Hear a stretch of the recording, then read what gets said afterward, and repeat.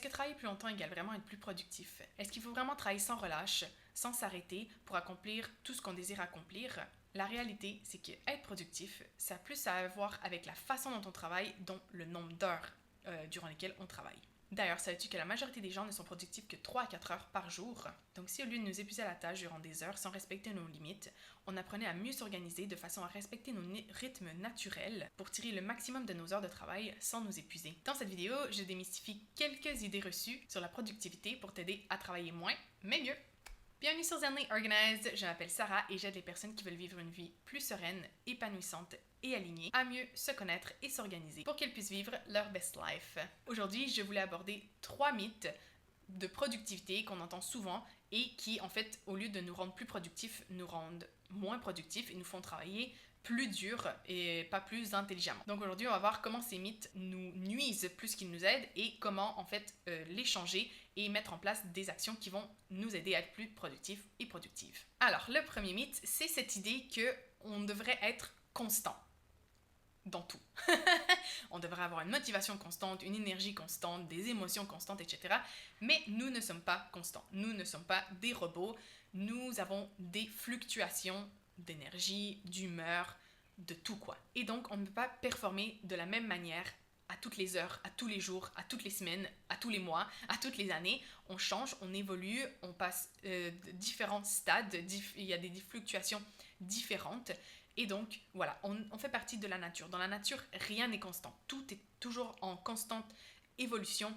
Il y a toujours des cycles dans la nature, tout est cyclique. Et donc, du coup, même si on aimerait croire qu'on ne fait pas partie de la nature, nous sommes aussi une partie de la nature. Et donc, nous sommes aussi des êtres cycliques. Et donc, vouloir nous forcer à rentrer dans un moule de constance, de toujours être égal, en fait, c'est juste aller contre notre nature. Donc, le plus tôt on accepte ça, et le plus tôt, on peut justement apprendre à utiliser cette force de notre cyclicité et l'utiliser à notre avantage. Donc voilà, c'est normal. Des fois, on a une journée super productive qui est ensuite suivie par une journée moins productive.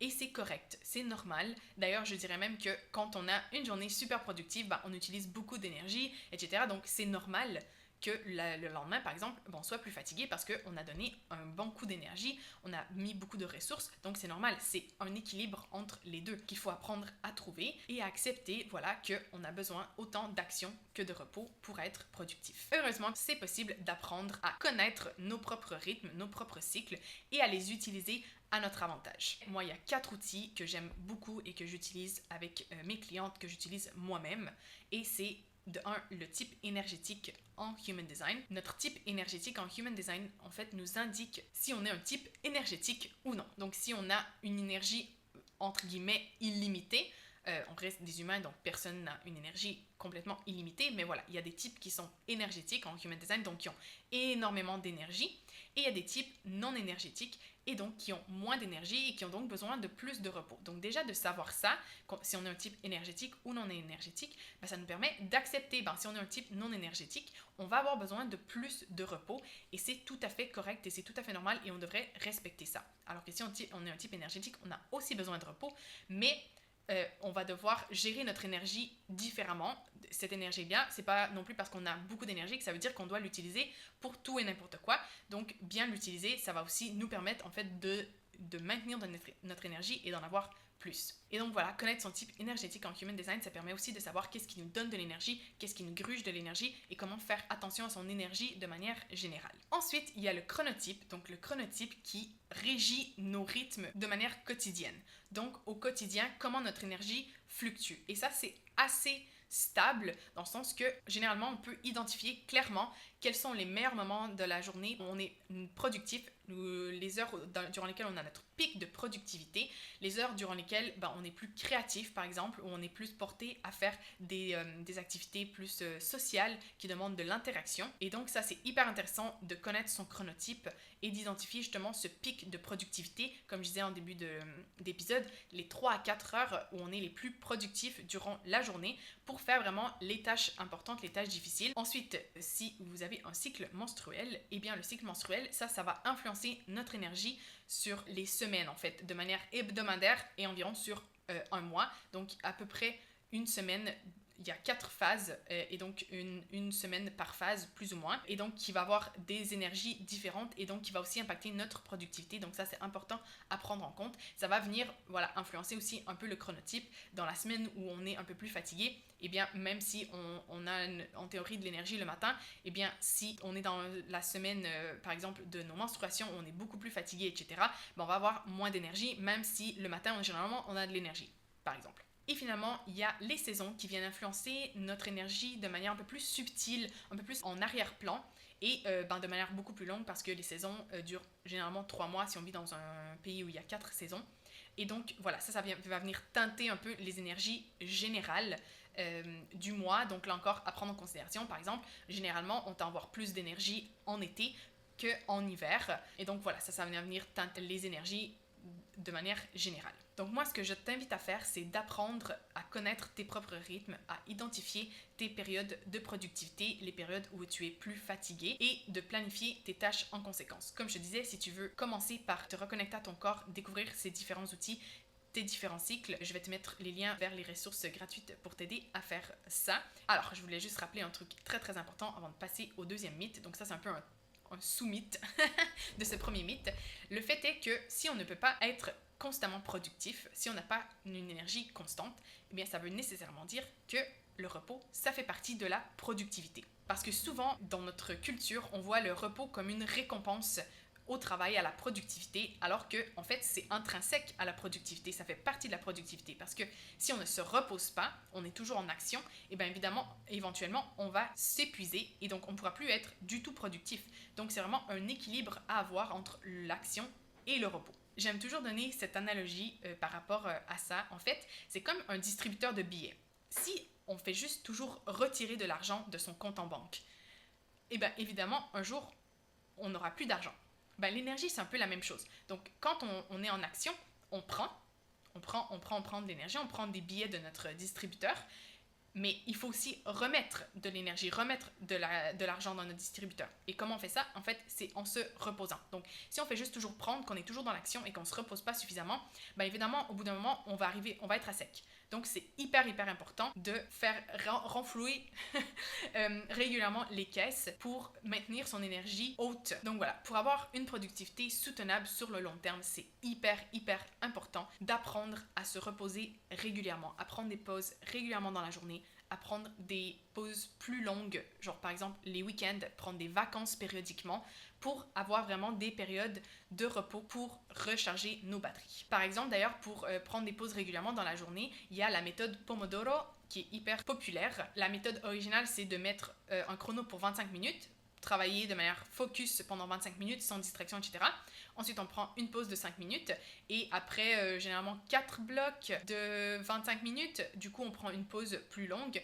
Personnellement, 25 minutes, je trouve que c'est très court, ça me casse un peu mon flow, donc, mais tu peux ajuster, tu vois, tu peux faire 50 minutes, 10 minutes, voilà, à ajuster, mais l'important c'est de prendre des pauses durant la journée pour éviter de s'épuiser. Et comme je disais, des vacances, prendre des week-ends off sur le plus long terme. Ensuite, le deuxième mythe que je voulais aborder aujourd'hui, c'est le fait qu'il faut travailler plus pour accomplir plus. Donc, il faut travailler beaucoup d'heures pour pouvoir accomplir tout ce qu'on veut accomplir. Comme je te disais en introduction, en fait, il y a des études qui ont démontré que les êtres humains n'arrivent pas à être concentrés plus que 3-4 heures par jour.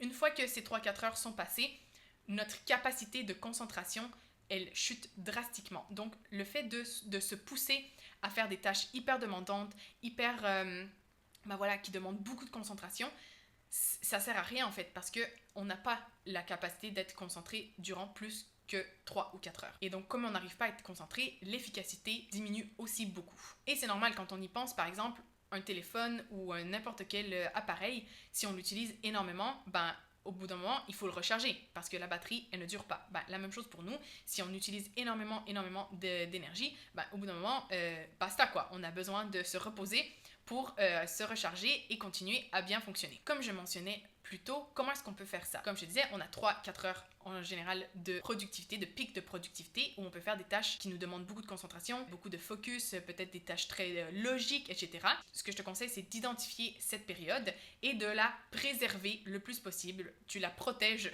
le plus possible pour vraiment accomplir tes tâches les plus importantes durant ces heures-là. Parce que tu vas voir, si tu réussis à faire tes tâches les plus importantes durant ces heures-là, ça va être beaucoup plus simple, beaucoup plus rapide, tu vas être beaucoup plus efficace, tu vas réussir à les accomplir beaucoup plus facilement et rapidement que si tu fais ces tâches difficiles plus tard dans la journée quand ce n'est pas ton pic de productivité. Donc, quel genre de tâches demande beaucoup de concentration? Par exemple, s'il y a des chiffres, des calculs à faire, des choses comme ça, tout ce qui est apprentissage, surtout si c'est des choses difficiles avec des concepts un peu compliqués, etc.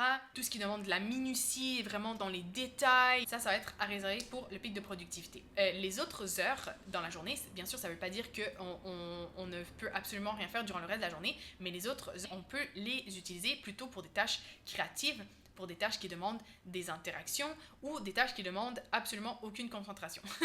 Donc par exemple, ça peut être répondre aux emails, avoir des rencontres, des réunions, faire du brainstorming, ça c'est génial, c'est les meilleurs moments quand on est un peu fatigué pour trouver des idées, faire des nouvelles connexions entre les choses, etc. Tout ce qu'on appelle en anglais le busy work, donc toutes les petites tâches là qui ne n'apportent pas vraiment grand chose mais qu'on doit faire, ce qui ne demande pas trop de concentration, on le garde pour le reste de la journée. Aussi par rapport à ça, ce qui est important de se rappeler, c'est que notre temps et notre énergie sont limités.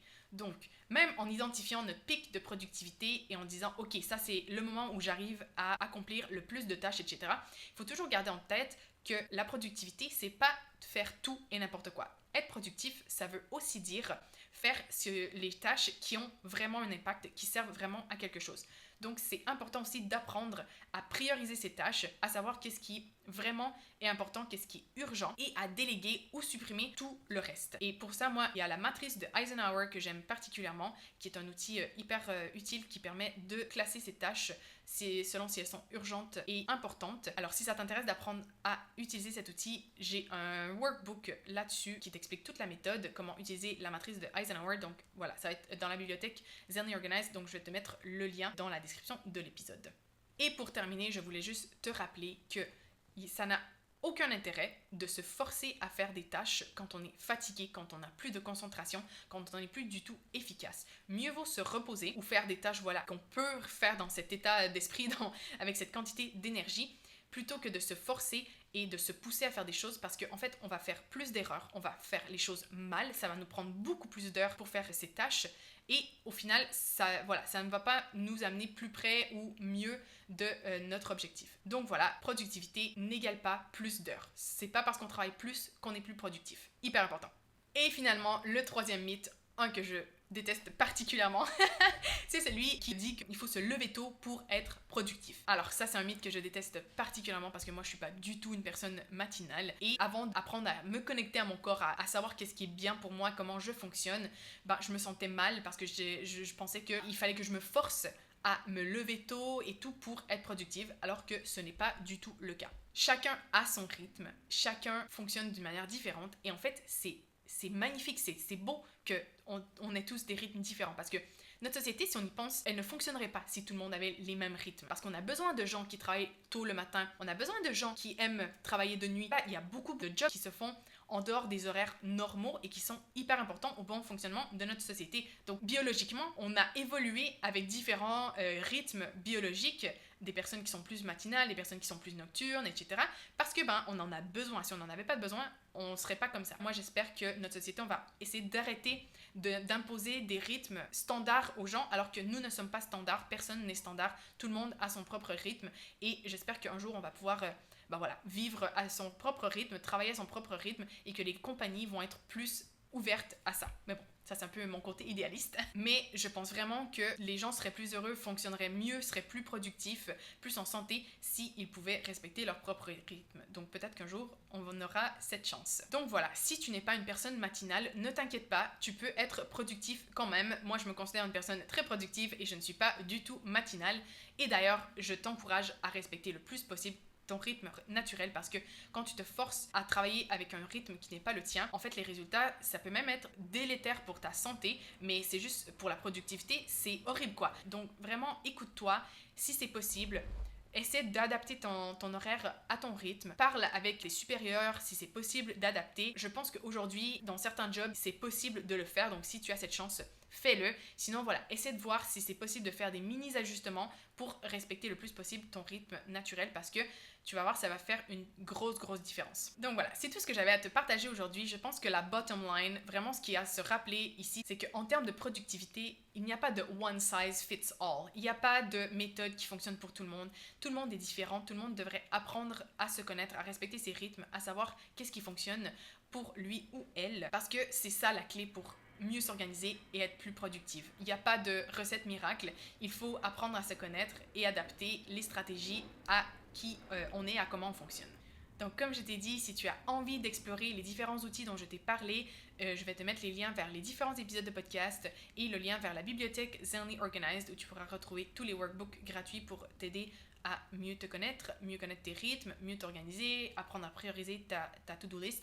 Il y a des dizaines de ressources dans la bibliothèque, donc je suis sûre que tu trouveras quelque chose qui pourra t'aider. Je te mets aussi en attendant la playlist ici sur tout ce qui est en lien avec la gestion d'énergie. Si cet épisode t'a plu, n'oublie pas de t'abonner sur ta plateforme d'écoute préférée et je te retrouve très bientôt dans un prochain épisode. Ciao!